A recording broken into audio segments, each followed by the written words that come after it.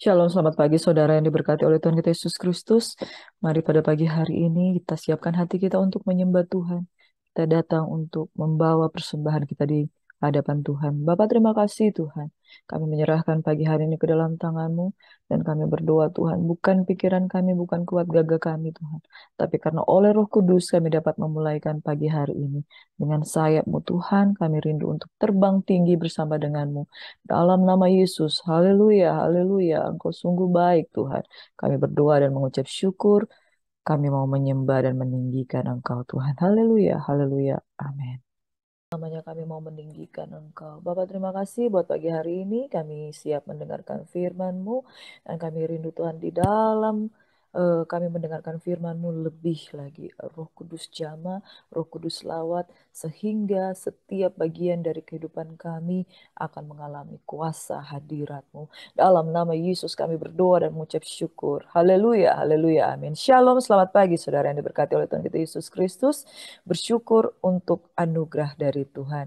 Hari ini saya akan berbicara tentang sebuah tema yang membawa kita untuk lebih lagi berhati-hati dengan pengaruh yang ada di sekitar kita. Kita tahu saudara bahwa hari-hari ini adalah hari-hari yang jahat. Usahakanlah kamu jangan bodoh dan usahakanlah kamu mengerti kehendak Tuhan. Sebab hari-hari ini adalah hari-hari yang jahat. Hari-hari di mana segala sesuatu sedang diguncangkan. Kita mendengar kabar-kabar buruk yang ada di sekitar kita bahwa begitu banyak kejahatan yang sedang terjadi di dunia ini. Ada penembakan polisi, menembak polisi. Ada juga tentang bagaimana di kalangan rohaniwan hamba-hamba Tuhan mengalami kejatuhan demi kejatuhan. Dan juga anak-anak muda, ada satu anak kecil yang bunuh diri hanya gara-gara dia dipaksa untuk, mohon maaf, untuk melakukan sesuatu hal yang dia tidak kehendaki. Saya tidak bisa ceritakan di sini, saudara. Ada begitu banyak kabar-kabar ya, pembunuhan, bagaimana seorang ibu dengan keadaan depresi dia menginjak anaknya sehingga anaknya itu meninggal, anaknya yang baru beberapa bulan. Saudara yang dikasih dalam Tuhan, bahwa kejahatan itu ada di sekitar kita itu dan nyata. Kita mendengar kabar-kabar buruk, kita mendengar kabar-kabar bohong, dan di sekitar kita ada begitu banyak kejahatan yang membuat kita itu was-was bagaimana kita harus menempatkan hidup. Kita ada di dunia ini untuk membawa terang. Kita ada di dunia ini untuk menjadi garam. Kita ada di dunia ini untuk memberi pengaruh yang baik.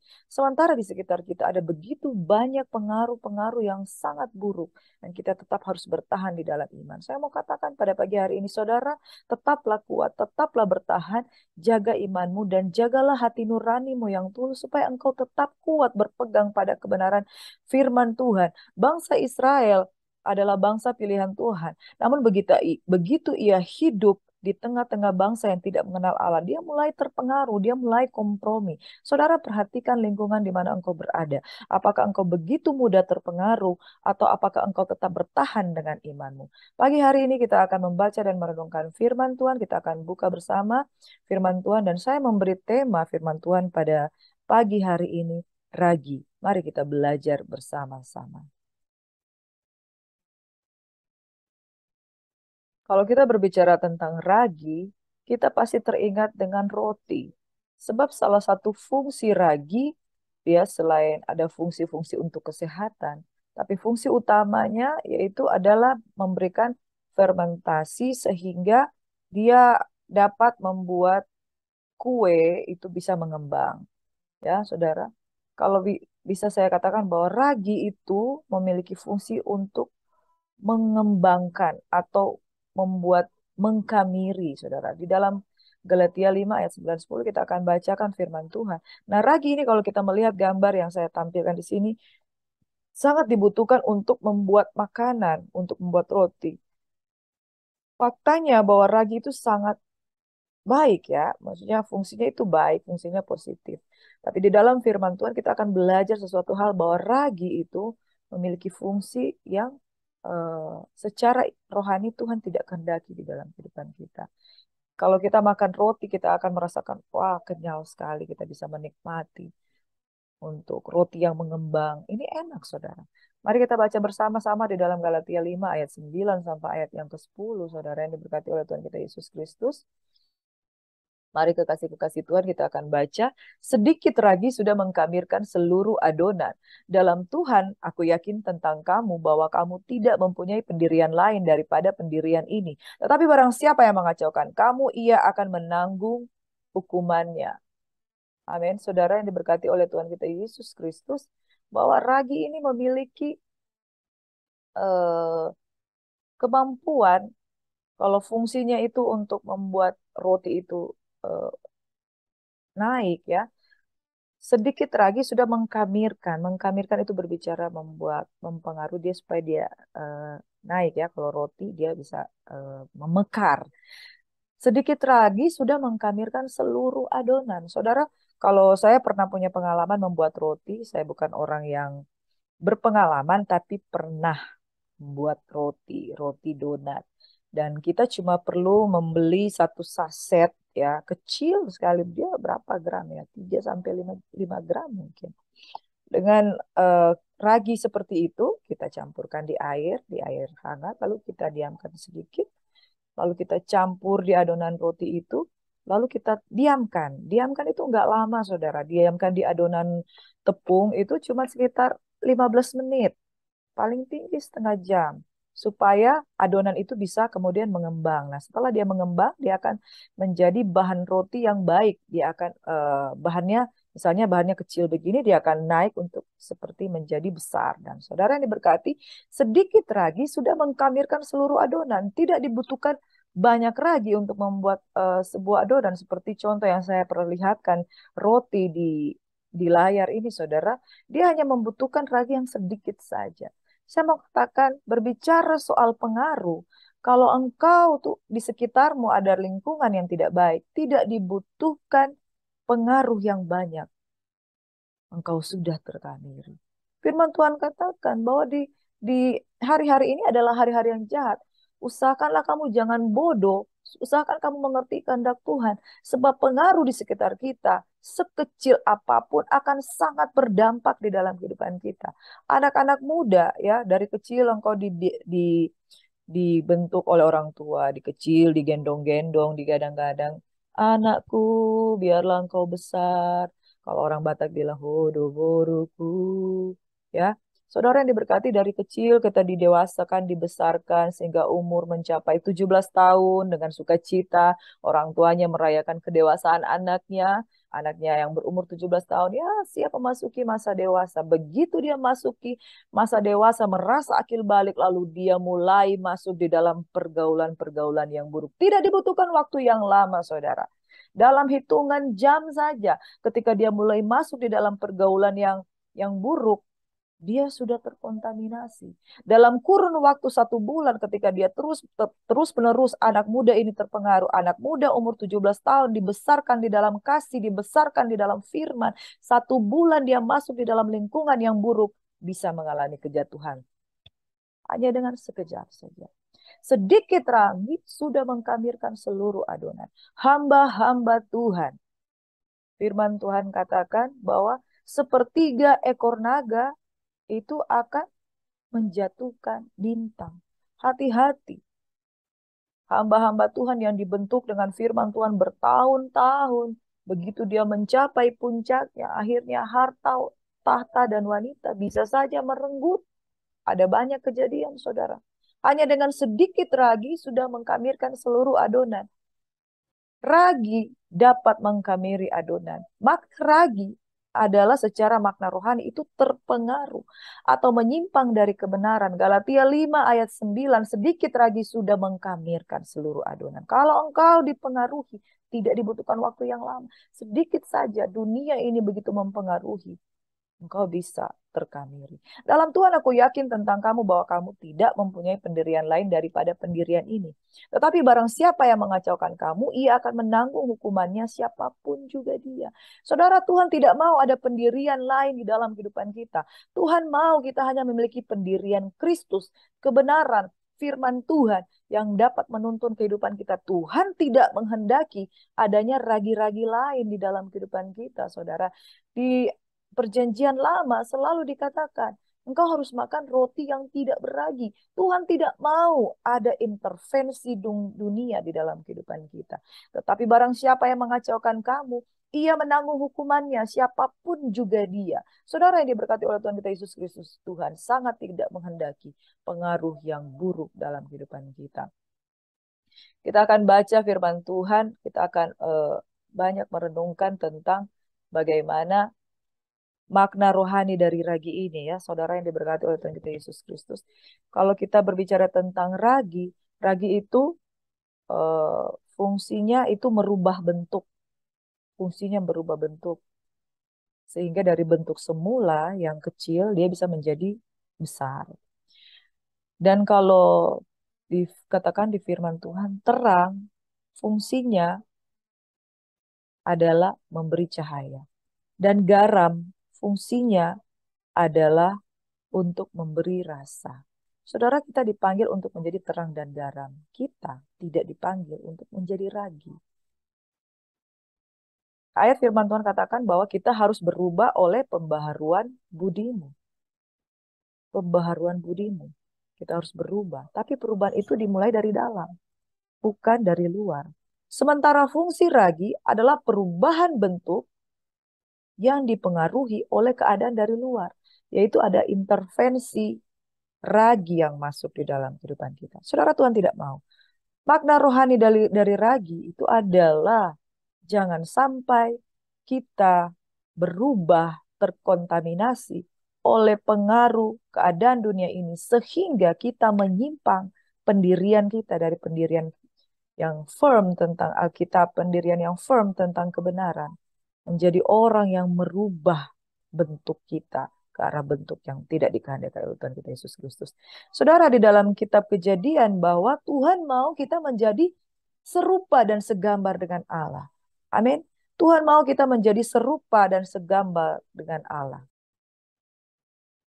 Firman Tuhan dari Kejadian 1 ayat 26 sampai 27 berfirmanlah Allah, baiklah kita menjadikan manusia menurut gambar dan rupa kita, supaya mereka berkuasa atas ikan-ikan di laut dan burung-burung di udara dan di atas ternak dan atas seluruh bumi dan atas segala binatang melata yang merayap di bumi. Maka Allah menciptakan manusia itu menurut gambarnya, menurut gambar Allah diciptakannya dia, laki-laki dan perempuan diciptakannya mereka. Saudara, Tuhan mau kita menjadi serupa dan segambar dengan dia. Artinya ada satu blueprint yang Tuhan kehendaki kita menjadi serupa dan segambar dengan Tuhan. Dan perubahan itu adalah perubahan dari dalam. Bagaimana Tuhan menaruh rohnya di dalam kehidupan kita.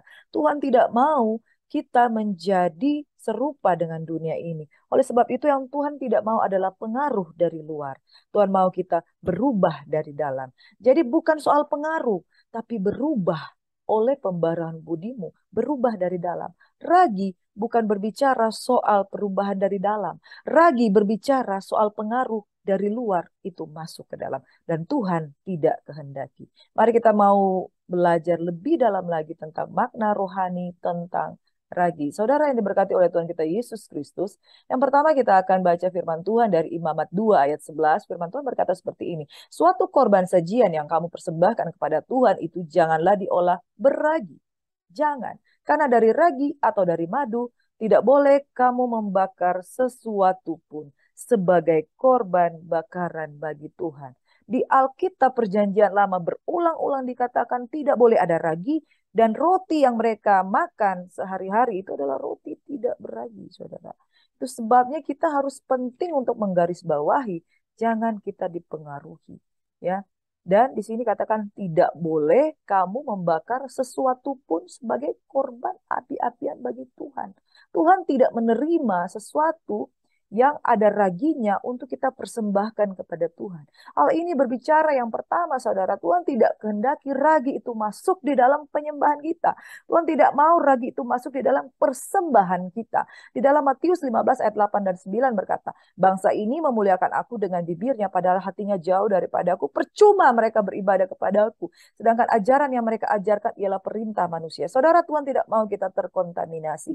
Bahkan ketika kita memuji Tuhan, dia akan selidiki, dia akan cek kedalaman hati kita.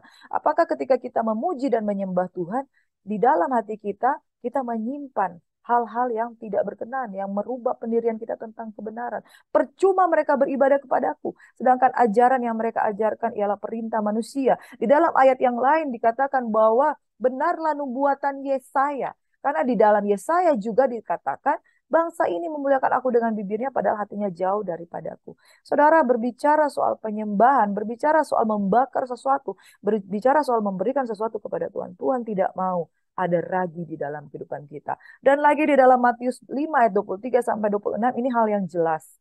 Sebab itu jika engkau mempersembahkan persembahanmu di atas mezbah dan engkau teringat akan sesuatu yang ada dalam hati saudaramu terhadap engkau, tinggalkan persembahanmu di depan mezbah itu dan pergilah berdamai dahulu dengan saudaramu itu, lalu kembali untuk mempersembahkan persembahan itu. Segeralah berdamai dengan lawanmu selama engkau bersama-sama dengan dia di tengah jalan, supaya lawanmu itu jangan menyerahkan engkau kepada hakim, dan hakim itu menyerahkan engkau kepada pembantunya dan engkau dilemparkan ke dalam penjara. Aku berkata kepadamu, sesungguhnya engkau tidak akan keluar dari sana sebelum engkau membayar hutangmu. Saudara, Tuhan tidak memperkenankan kita memberikan sesuatu di mana persembahan kita itu terkontaminasi dengan ragi atau terkontaminasi dengan pengaruh-pengaruh hal-hal yang membawa kita keluar dari pendirian-pendirian firman Tuhan seperti yang dikatakan tadi di dalam Galatia 5 ayat 10. Tuhan tidak mau ada pendirian-pendirian di luar kebenaran firman Tuhan. Yang pertama, saudara, kita belajar tentang makna ragi. Ragi tidak boleh ada dalam kehidupan kita sebab satu, Tuhan tidak berkenan terhadap ragi. Tuhan tidak berkenan terhadap pengaruh. Pada saat engkau membawa persembahan, kalau ada barang sesuatu, dengan jelas firman Tuhan katakan, letakkan, tinggalkan persembahanmu, bereskan ragi yang ada dalam hidupmu. Ragi itu bisa apa saja, saudara. Ragi itu bisa pengaruh buruk, ragi itu berbicara dosa, ragi itu berbicara dosa dalam hati kita, ragi itu berbicara soal perbuatan yang belum kita bertobat di dalamnya ya. Saudara, ketika kita mempersembahkan persembahan, ketika hati kita nggak enak saja, Tuhan bilang tinggalkan. Apalagi dosa. Yesaya 59 ayat 1 dan 2 berkata, tangan Tuhan tidak kurang panjang untuk menolong, telinga Tuhan tidak kurang tajam untuk mendengar, tetapi yang menjadi pemisah antara engkau dengan Tuhan itu adalah dosa-dosa. Dosa itu tidak boleh masuk di dalam penyembahan. Sebab itu kita kalau menyembah, bereskan hati kita. Di situ adalah kesempatan. Dan saudara-saudara yang diberkati, bukan berarti kita tidak bisa bertemu dengan Tuhan. Syukur kepada Tuhan, Yesus telah mati bagi kita. Sebab itu kita dapat dengan berani datang kepada Tuhan oleh apa? Pengampunan dari darah anak domba Allah. Yang pertama, saudara, awasi penyembahanmu. Hati-hati dengan ragi. Kalau engkau tidak clear, engkau tidak beres, engkau harus mundur dan bereskan dulu hatimu dan baru bawa persembahan dan penyembahanmu. Yang pertama, awasi penyembahanmu. Yang kedua, makna tentang ragi di dalam 1 Korintus 5 ayat 6. Kemegahanmu tidak baik. Tidak tahukah kamu bahwa sedikit ragi mengkamiri seluruh adonan? Saudara, jangan terlalu confidence ya. Jangan terlalu confidence untuk datang kepada Tuhan. Karena hati-hati, kita ini adalah manusia daging. Manusia yang tidak luput dari dosa. Jangan terlalu pede kita masuk di dalam pergaulan-pergaulan yang buruk. 1 Korintus 16 ayat 33 berkata apa? Ya, pergaulan yang buruk merusak kebiasaan yang baik. Saudara, sedikit ragi mengkamiri seluruh adonan. Tidak dibutuhkan waktu yang lama. Ketika pengaruh itu masuk di dalam kehidupanmu, sesuatu bisa terjadi. Hati-hati, dia mulai dari pikiran kita. Firman Tuhan katakan kalau engkau berzina, engkau akan dilempari batu. Perjanjian lama mengatakan. Tapi perjanjian baru, jikalau engkau melihat seorang wanita dan engkau mengingininya di pikirannya, engkau sudah berzina dengan dia. Jadi kalau ragi, kalau pengaruh dunia ini nggak lama, saudara. Hanya sedikit saja engkau sudah jatuh, saudara.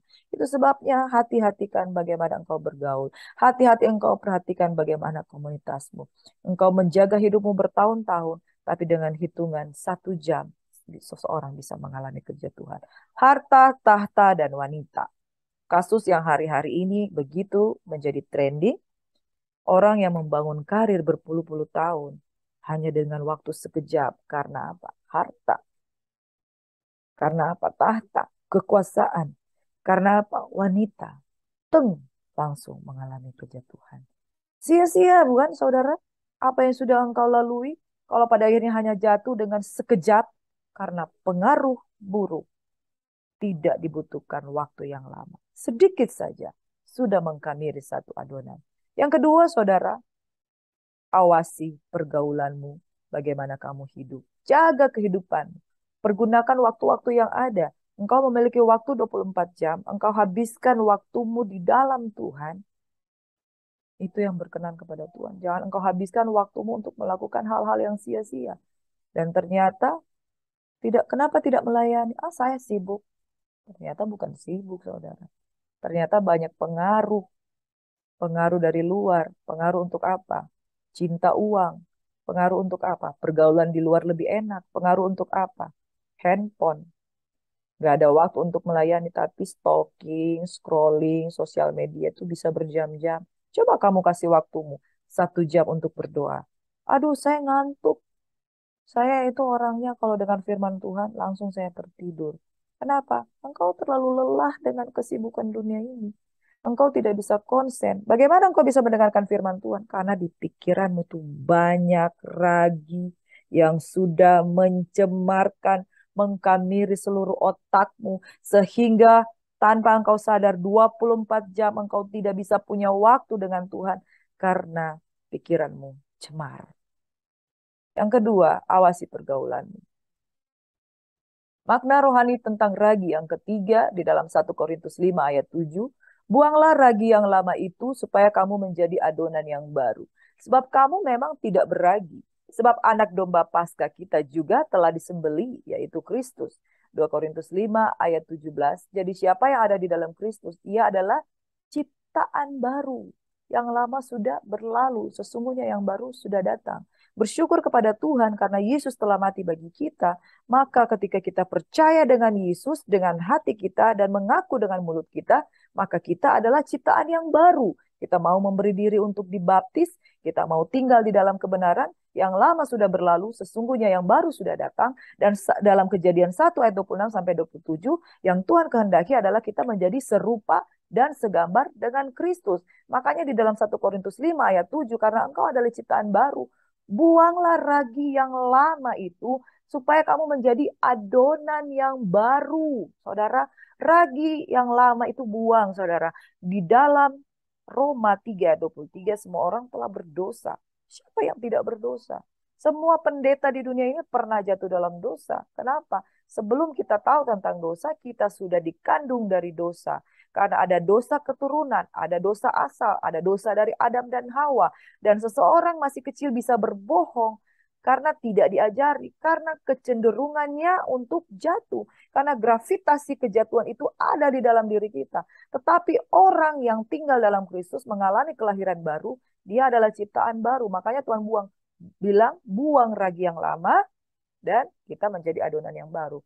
Saudara, kalau sudah terkontaminasi, emang bisa kita menjadi yang baru? Yang mustahil bagi manusia, tidak mustahil bagi Tuhan. Tuhan katakan, buang ragi yang lama, jadilah adonan yang baru. Sekalipun engkau telah tercemar dengan kejahatan yang begitu besar, tapi di dalam Tuhan engkau bisa menjadi baru dalam Kristus. Saudara menjadi baru dalam Kristus sebab anak domba Paskah kita juga telah disembeli. Dan saya mau kita renungkan di ayat 1 Korintus 5 ayat 7 ini. Buang ragi yang lama supaya kamu menjadi adonan yang baru. Tapi tidak dikatakan terima ragi yang baru.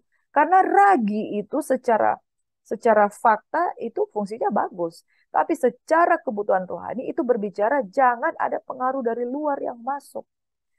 Karena Tuhan mau kita menjadi roti yang tidak berragi. Dan barang siapa yang ada di dalam Kristus, ia adalah ciptaan yang baru. Yang lama sudah berlalu, sesungguhnya yang baru sudah datang. Makna rohani yang ketiga adalah roh Tuhan hanya berhubungan dengan manusia baru kita. Itu sebabnya dia tidak mau kita, manusia lama kita itu yang sudah dikubur itu bangkit lagi. Orang yang kembali kepada manusia lama yang Tuhan tidak berkenan. Kemarin kita sharing firman Tuhan, seorang hamba Tuhan, pendoa syafaat dari Menara Doa Kota, Ibu Rika Sumilat berkata seperti ini. Struktur organisasi, struktur otoritas ilahi itu ada level rohaninya yang dimulai dari yang pertama, level rohani yang kuasanya dahsyat dan luar biasa itu Yesus Kristus. Otoritas yang nomor 1. Baru otoritas yang nomor 2 ternyata adalah manusia yang dibaharui dalam Tuhan. Manusia yang lahir baru manusia yang disucikan dari dosa, manusia yang menanggalkan manusia lamanya. Otoritas kedua adalah manusia baru, manusia yang meninggalkan dosanya. Mereka memiliki otoritas di alam roh, otoritas kerajaan. Yang level yang ketiga itu adalah malaikat-malaikat Tuhan. Itu sebabnya di dalam ayat firman Tuhan yang lain dikatakan malaikat-malaikat itu akan memuliakan engkau, saudara. Yang level yang ketiga itu malaikat-malaikat itu akan melayani kita. Kenapa? Karena kita levelnya itu adalah anak kerajaan di bawah Kristus. Nah, kalau malaikat melayani kita, betapa mulianya anak-anak raja, anak-anak yang sudah dibaharui di dalam Roh Kristus. Level yang keempat itu, disinilah iblis dan antek-anteknya, yaitu pemerintah-pemerintah, penguasa-penguasa, penghulu-penghulu jahat di udara di dalam Efesus 6 ayat yang ke-12. Itu pemerintah-pemerintah otoritas yang ada di langit, ya, saudara. Dan roh-roh jahat yang ada di udara. Sementara otoritas level terendah adalah manusia yang berdosa atau manusia yang sudah dipulihkan tapi jatuh di dalam dosa. Mengapa, saudara? Mereka ini tunduk kepada roh-roh dunia.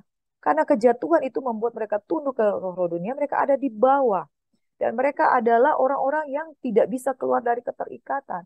Itu sebabnya kalau ada orang yang berkata, saya nggak bisa lepas dari ini.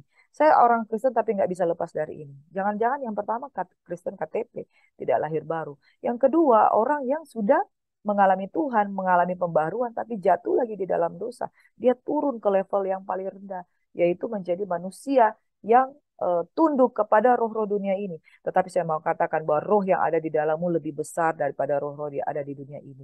Engkau diberikan kuasa untuk menaklukkan yang jahat. Ketika engkau berkata, dalam nama Yesus, aku lebih daripada pemenang. Ketika engkau bertobat dengan sungguh-sungguh di dalam 1 Yohanes 1 ayat 9 sampai 11, saudara, maka Tuhan adalah setia dan adil dan akan mengampuni dosamu. Maka keadaanmu dipulihkan menjadi manusia yang dimuliakan oleh Tuhan. Jadi yang ketiga, saudara, roh Tuhan hanya berhubungan dengan manusia baru kita. Roh Tuhan hanya berhubungan dengan manusia yang sudah dibaharui. Itu sebabnya kalau engkau sudah bertobat, engkau sudah lahir baru, jangan mengalami kejatuhan. Karena Tuhan itu rohnya itu tidak mau didukakan. Ketika kita jatuh dalam dosa, kita masih bisa dipulihkan. Tetapi rohnya itu berdiam diri. Rohnya berduka cita dan tidak mau berinteraksi dengan kita. Roh Tuhan ada padaku oleh sebab ia telah mengurapi aku. Saudara, perhatikan keadaanmu. Kalau engkau hari ini ketika engkau mendengarkan firman Tuhan, engkau telah kembali ke manusia lamamu. Atau engkau menjadi orang-orang yang ternyata sudah lahir baru tapi terbelenggu, terikat. Ini yang saya mau katakan, tidak ada otoritas rohani. Kenapa? Karena engkau levelnya turun di bawah pemerintah-pemerintah dan roh-roh jahat yang di udara. Itu sebabnya takluk dan tunduk kepada dunia. Demas telah mencintai dunia ini dan dia telah meninggalkan pelayanan. Ada berapa banyak orang yang sudah lahir baru, dia memiliki kasih mula-mula, tetapi dia meninggalkan Tuhan. Kenapa? Karena jatuh. Jatuh. Dan ketika dia jatuh, dia nggak bisa berhubungan dengan Tuhan. Karena roh Tuhan berdiam diri. Pada saat dia bertobat, roh Tuhan kembali berkuasa di dalam hidupnya. Roh Tuhan tidak meninggalkan dia, tapi berdiam diri. Dan dialah yang meninggalkan Tuhan. Sehingga murtad itu dapat terjadi. Di dalam Ibrani 6 ayat 4-6. Murtad itu dapat terjadi. Bukan karena Tuhan meninggalkan kita. Tapi kita yang keluar dari manusia baru yang diperbaharui dalam Tuhan. Hal yang ketiga, awasi manusia rohmu. Perhatikan bagaimana engkau membangun kehidupanmu. Kalau engkau dikatakan manusia roh, tapi engkau hidup dalam dosa, engkau bukan manusia roh. Engkau kembali ke manusia lama. Sebab itu dengan jelas Tuhan katakan ada manusia lama, manusia baru. Kalau engkau hidup dengan manusia baru, Tuhan mau berhubungan dengan engkau. Awasi manusia rohmu. Yang keempat, 1 Korintus 5 ayat 8. Karena itu, marilah kita berpesta bukan dengan ragi yang lama, bukan pula dengan ragi keburukan dan kejahatan, tapi dengan roti yang tidak beragi, yaitu kemurnian dan kebenaran. Saudara, Tuhan mau kita bersuka cita bukan dengan ragi yang lama, bukan pula dengan ragi keburukan dan kejahatan. Tuhan tidak mau ada pengaruh-pengaruh keburukan dan kejahatan, tapi dengan roti yang tidak beragi.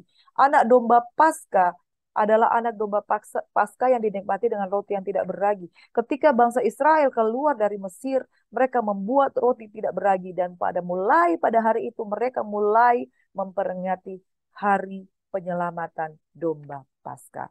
Saudara yang diberkati oleh Tuhan kita Yesus Kristus, mari berpesta bukan dengan ragi yang lama, bukan pula dengan ragi keburukan dan kejahatan, tapi dengan roti yang tidak beragi, yaitu kemurnian dan kebenaran. Saudara, kalau berbicara soal kemurnian dan kebenaran, saya mau bertanya, emang bisa kamu hidup dalam kemurnian?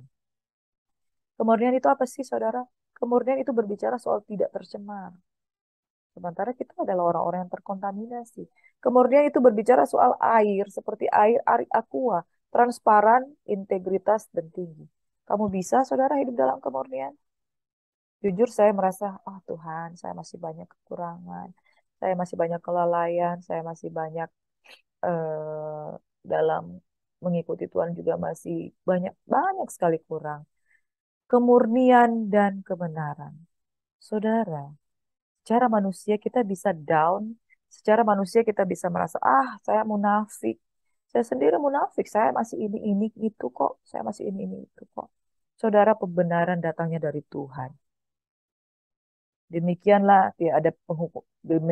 tidak ada penghukuman bagi mereka yang di dalam Kristus. Roma 8 ayat 1.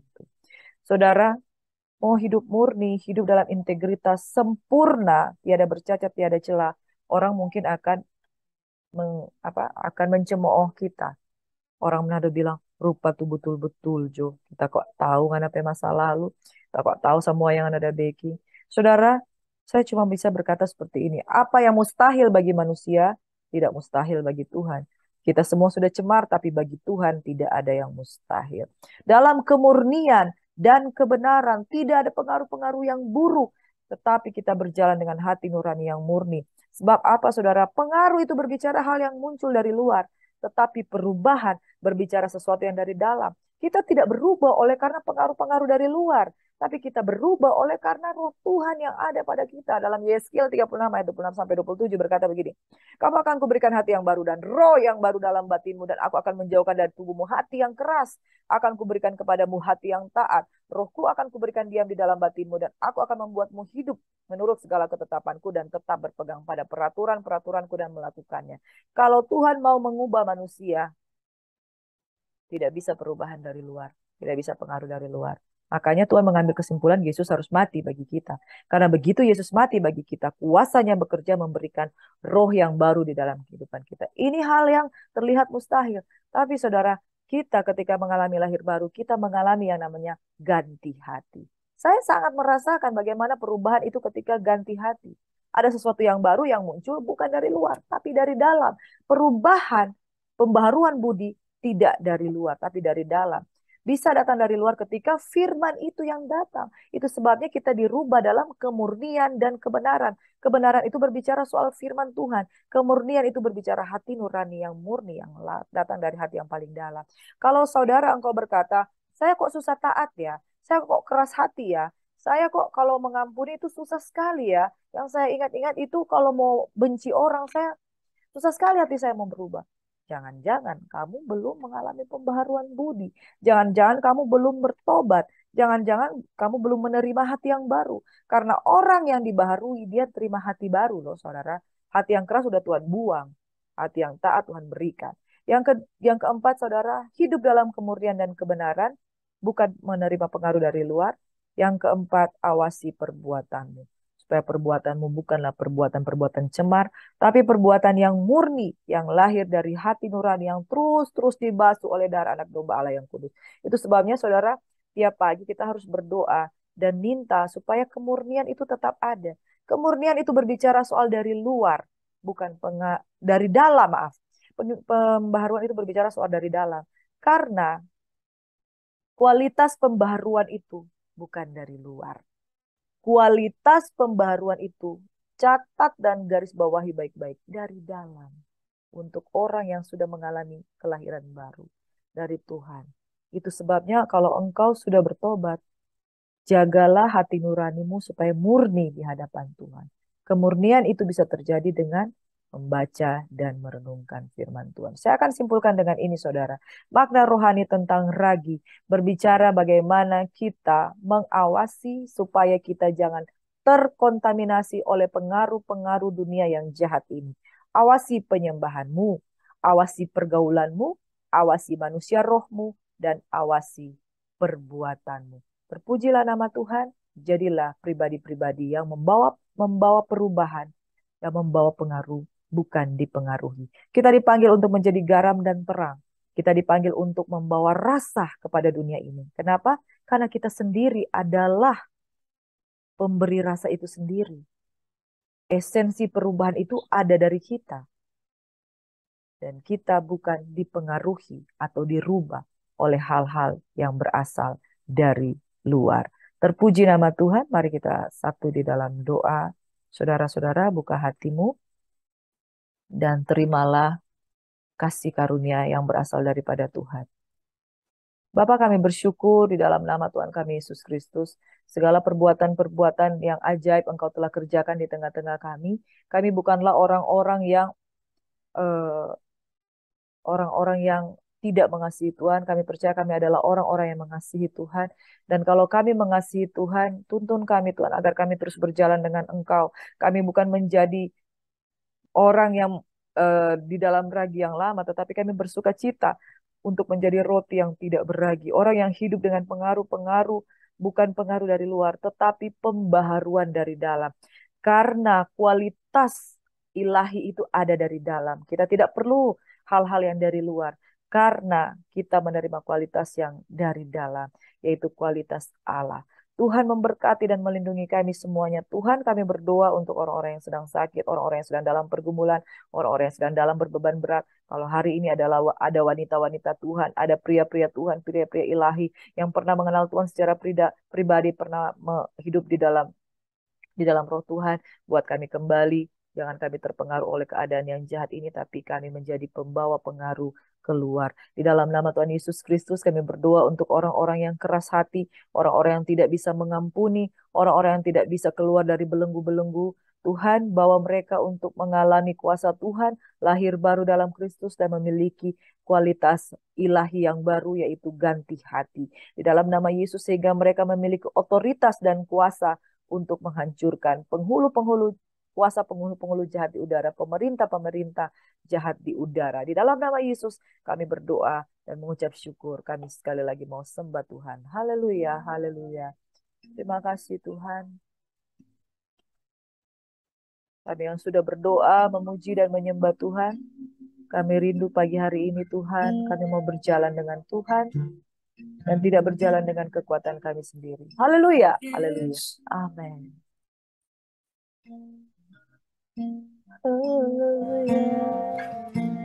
Bila engkau tak besertaku, ku tak mau berjalan. Yes, ku perlu Tuhan, pimpin langkahku dengan kasih karuniamu. Pimpin langkahku setiap waktu, berjalan dalam rohmu. Nyatakan Tuhan kemuliaan-Mu dan berjalanlah denganku.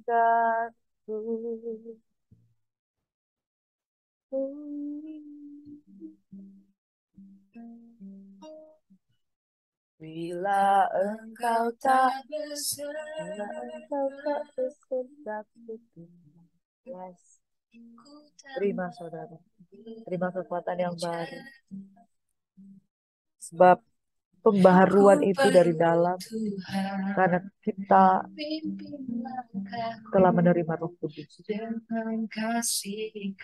Secupak gandum sedinar, tetapi jangan rusakkan minyak dan anggur. Karena minyak berbicara pengurapan, anggur berbicara tentang kuasa Roh Kudus. Itu tidak dari luar, saudara, tapi dari dalam. Pembaharuan dikerjakan Tuhan, karena Roh Tuhan ada padaku. Roh Tuhan ada padaku, oleh sebab Ia mengurapi aku dan Anda, saudara. Penyertaan Tuhan bukan dari luar, penyertaan Tuhan itu dari dalam. Kau ketika dicap menjadi milik Kristus, Jangan berpikir kita perlu pengaruh dari luar. Kita dibaharui dari luar. Hati kita mengkonfirmasi kebenaran yang kita terima. Dan kebenaran itu jadi. Sebab itu dikatakan di dalam Yohanes, dari dalam hati orang yang haus akan mengalir aliran-aliran air hidup. Air itu tidak berbicara dari luar, tapi berbicara dari dalam. Mengalir kuasa Tuhan. Mengalir kuasa Tuhan. Bagi orang-orang yang takut akan Tuhan. Berjalan denganku karena Engkau hidup dalamku Tuhan. Nyatakan Tuhan kemuliaan-Mu dan berjalanlah dengan. Tuhan tidak pernah meninggalkan. Tuhan tidak sekali-kali membiarkan. Engkau tidak sendiri. Oleh karena Roh Tuhan ada bersama-sama dengan kita. Haleluya. Haleluya. Amin. Kami menyerahkan aktivitas panjang hari ini. Berjalan bersama dengan Tuhan. Sebab Tuhan tidak pernah meninggalkan perbuatan tangannya.